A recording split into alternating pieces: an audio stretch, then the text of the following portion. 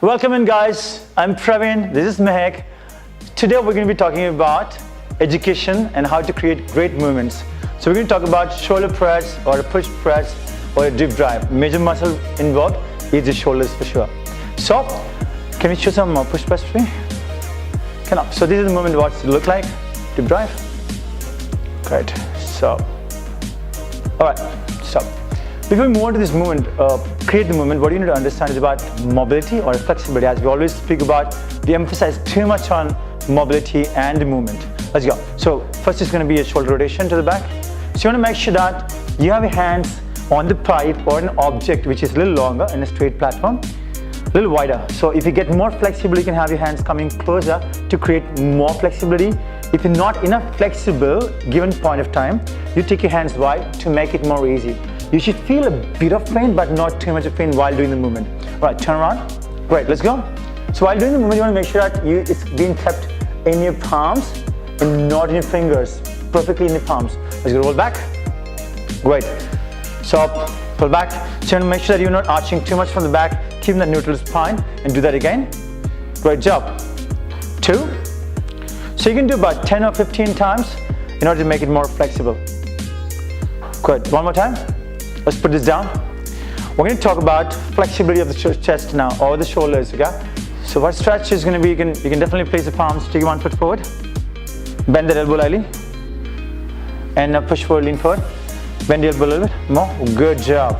So she's going to be definitely activating the shoulders in the front and a bit of chest muscles, which are very, very important while doing this movement. The other stretch that you can do is that just step close to it, have your hands on this, elbows bent. Now just step your right foot forward, and push forward as close as possible, bend your knees more. Lean forward, chin up, good. Push that more, before that stretch. So you want to make sure that you're pushing this angle really high and to the front. You're creating the body weight to the front. So the flexible muscle will let you create better movements when you're doing with the weights. Okay, Mike, come back. So now this is we're going to stretch the opposite muscle as well. So she's going to grab onto the bar, this way, push back, stretch the lats. Good enough. One by one side, opposite side. So we're going to hold the other way around and push back. So she's pretty much stretching the lats, which is going to be the opposite muscle, controlling the movement while doing with the weights. All right, you want to hold the stretch anywhere from 8 seconds to about 40 seconds based on your flexibility. Come back to the bar. So we're going to talk about a few movements that you can create. One is going to be a strict press. So bar comes on top. So hand is going to be a bit wide. You have a rack which is elbow in the front. As of now, there is some weight on the barbell. Definitely keeping the elbows up is going to be a challenge. So what are the few things when you're doing this kind of thing, what you need to understand is about definitely your flexibility on the lats will take your hands up. Flexibility on the wrist will let you hold the bar in your palms for a longer period of time. So you want to make sure that you're enough flexible on all these parts, like your wrist, your lats, even your shoulders. So from here, you're going to strict press it up. Yeah, what do you want to do that? Bring it down. That's the wrong movement that you showed. Put it back again. As the bar goes up, what do we want to make sure that the bar travels in a straight line rather than you moving the bar in the front and then you're creating the movement. So what you have to do that, you want to move the head back. Can you do that again? This, you want to do that. Every time the bar goes up, you're going to just pull the chin back as the bar creates a straight movement. Yep, down again. Move chin back, and press again. Good. So what is she doing that? She's pulling the head back in order to create a straight path for the bar. Very simple, all right? The next one is going to be that dip and drive. Dip and drive the bar up. Dip and drive.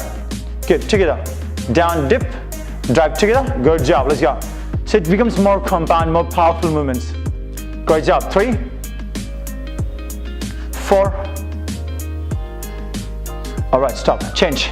So we've seen the push press, the major focus goes to be keeping the bar in a straight line in order to move that bar in a much more easier and less efficient way, which means that you can definitely take more weight on the bar and you can get much more fitter and aesthetically also at the same time better. So we're going to go into the bar right now. So we've learned the movement with the pipe, so it's time to add weight. So thumb distance, if you look at the bar has a mark. The Olympic bar has generally a mark over here. You're going to be keeping thumb distance away from here, or probably you can take it further more wide. But ideally keeping it narrow will make it a little more challenging, but again, if you're very flexible on the wrist and the shoulders and everything, you can definitely go with the narrowest distance as well. So you're going to pick it up, come back in. This side distance, more wide. Right, good enough. So she's going to keep the feet underneath. A normal distance of the hips comes down directly to the floor. Let's go for it. Stick press. 5 times. 1, dip down. Yep, do it again. 2, good enough. So now we did a strict press. Now we're doing a dip and drive. 3, move head back, nice. So you can see that every time the bar comes down, she is creating a rack. The bar rests completely on his shoulders. There is no space in between. It's fully resting on the shoulders. At the same time, the rack, the elbows are placed up. Can you see that? That's called the rack. So you want to make sure that every time you bring that bar down and rack it up on your shoulders to create a full range of motion onto the movement. Let's go. Last 3, 3,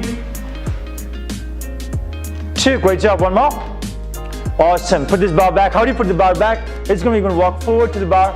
You listen to the noise of the bar pushing onto the rack or the rig, and then you drop the bar to the rack. We're going to simply move out. So when we did the racking of the bar, where we place the bar is over here. So imagine you have a bar here. So the bar is pretty much resting. The bar is resting over here on his shoulders, okay? On this part of it. Good enough, guys. Relax.